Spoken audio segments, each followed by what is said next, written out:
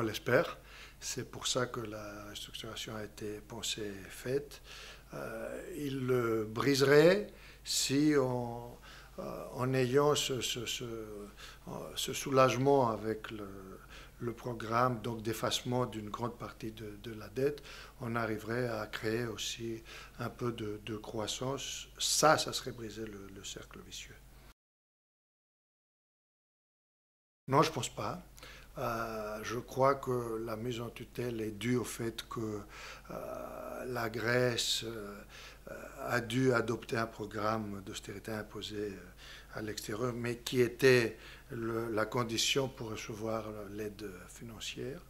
Donc, on peut toujours débattre s'il aurait fallu plus de négociations, quelle partie de la souveraineté a été, disons comme ça, un peu rétrécie. Mais mon sentiment personnel, c'est que, en fait, ça a été un compromis politique qui n'a pas trop mal fonctionné. Le problème, c'est toujours après les mesures donc pensées et mises dans un texte, quelle est l'application de ces mesures dans la réalité des faits par le gouvernement grec et aussi, et c'est là que parfois l'Union européenne a trop pressé le vice en demandant toujours plus de sacrifices.